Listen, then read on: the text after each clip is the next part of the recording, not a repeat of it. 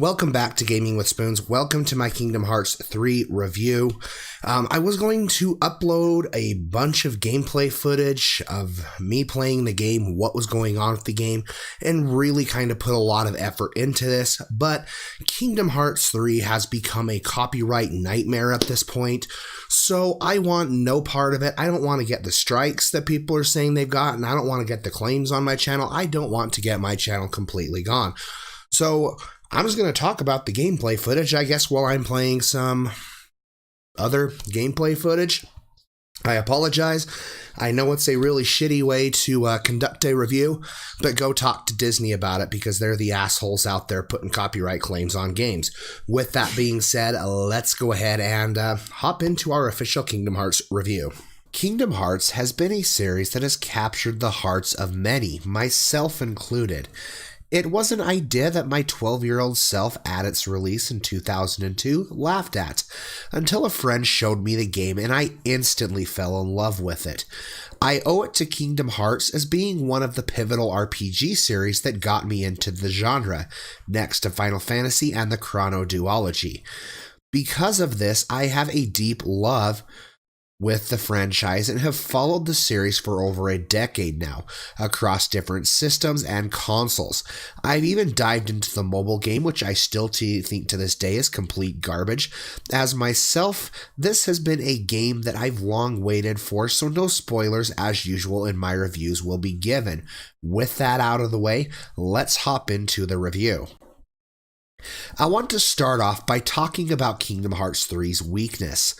While the game is part of a larger narrative that spanned a decade, the game does tie up the Xehanort saga nicely. It definitely has one of the weaker narratives in the series, though. My biggest problem with the story is it overuses the time travel. It happened because he was able to travel through time. Time travel is, in my opinion, should add to the story and not feel like it's a crutch needed to conveniently make plot holes magically explained. Though I can't really fault Kingdom Hearts 3 for this, because this was set up in Dream Drop Distance, so I was well aware that the plot would incorporate these elements there. That being said, let's get into the positives of the story. It is set up nicely, and I think the pacing is done very well. There isn't prolonged moments or gaps that make you feel rushed to get to the next area. Square Enix has really found pacing with the game, an issue that past games have very much had to deal with. If you're a longtime fan of the game, I think you will walk away from the ending satisfied and with a heartwarming feeling. There are some big reveals in the story that the game tries to build up as if there's some huge revelation, but anybody who has played the games of the past will be able to take a look at them and be like, well, duh. I guess you could say that it makes it very obvious when revealing these huge plot details. The stories of the Disney worlds, however, are a step up from what we have seen with the series so far. Some sneak in very well the Heartless or Organization 13's motives into the plot without trying to overshadow the plot of the movie. One exception to this was Pirates of the Caribbean, which just felt weird. Some escape the problem while making it an outright sequel to the film in question, which was the case with Big Hero 6. Though its story was a bit hard to swallow sometimes, I walked away from Kingdom Hearts satisfied with what was delivered.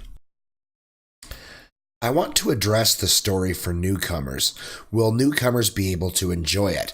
I would compare Kingdom Hearts 3 to the Avengers Infinity Wars.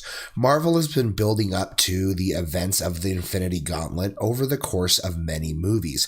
While somebody who has never watched Marvel movies can watch it and get some enjoyment out of it, the story is going to leave them in the dust and make it extremely hard to follow. This may spark their interest to go through and watch the past movies, and I feel like Kingdom Hearts 3 is very much the same way. It was a game made for fans who have stuck with this series for over all these different games over the past decade. If we are objectively speaking about the gameplay, you have what is arguably the best in the franchise. Kingdom Hearts 2 really took action RPG's combat to a whole new level, and Nomura and his team were able to craft something amazing. The series has been building up to these elements over a decade, with releases of spin-offs, and incorporates them nicely. Flow motion was something that I enjoyed from Dream Drop Distance, and it really makes use out of it in this game. The shortcut menu has been refined and made easier to shuffle through commands, and even allows you to add summons to the roster to quickly use them. One of the biggest changes to the combat, however, allows you to use the Keyblade as transformations. Sora is allowed to equip up to 3 Keyblades at a time, allowing him to easily shuffle through them with the D-pad. Each Keyblade comes with his own set of specials and takes inspiration from the world they came from, such as the Monsters Inc. world, giving you robotic arms and yo-yos to use from that world, while Toy Story gives you a giant hammer to use. It adds excitement to the battles and lets you play in a style that is best suited for you. The other big change is the rides they have added. The boat, the teacups, a water slide, and a space shooter ride have all been added and worked into the gameplay. When you're in the shooter ride, your character goes into first-person mode and you are able to shoot your enemies. The gameplay really adds a unique form of combat to each world, such as the Pirates world adding ship battles. The ship battles were fun but could get irritating sometimes because aiming wasn't the best. Still, I had fun with it, and I really enjoyed being able to have the breakup of traditional combat. Using flow motion, Sora is able to glide around rails in certain segments and able to shoot projectiles at incoming enemies. There's also a lock-on ability that uses focus, which allows you to attack multiple enemies at once or stack up succession of attacks on one enemy. There are also times you will use this lock-on ability to climb up certain heights or move across large gaps. Kingdom Hearts 3 reintroduces party members, this time maxing it out to 5 at a time. You are able to combine attacks with one or more of your party members. This often results in animations that are show your characters attacking the enemies. It added depth to the other characters, making them more than just another AI in battle. I do wish sometimes Donald would heal when you want him to heal, rather than casting attack magic. That's always something that's plagued the Kingdom Hearts games, is the stupid AI, and to an extent, Kingdom Hearts 3 does not make that any better. There is also times you will use a party attack outside of battle, such as sliding across molten rock and lava, or using it to slide down a slope of a frozen area. There is so much going on with the gameplay, and it is insane how it just doesn't become a jumbled mess. But Kingdom Hearts 3 really takes it to a new level without making it feel unnatural or repetitive, and for that, I commend it. Most of the side content is lacking. Winnie the Pooh feels like a bust-a-move style game and took me about 20 minutes to complete it, making me ask if it was truly even worth adding it into the game. Ratatouille's cooking minigames are fun for a few moments, but just mainly have you twirling the sticks for a few seconds or moving them back and forth. I kinda wish they would have just made it menus instead of using it as a minigame. It felt so unnecessary and would have just been easier had they done that. Food allows you to be able to add additional effects during battle, such as increasing your strength, your defense, your magic. Basically gives you stat boost. So if you're finding a battle to be a little bit difficult, use an item, and it does have a timed effect before it wears off. Mini games have always suffered in Kingdom Hearts, but I had hoped they would be able to expand upon it and make them a bit more entertaining to play. The collectibles are a nice change of pace and give you reason to go back and revisit worlds, areas you couldn't reach. The game also has battle arenas which pitch you against different enemies to test your skills. The gummy ship battles are exciting and I really enjoyed them. Rather than it being a rail shooter like the past games, you've got a huge open area you can explore.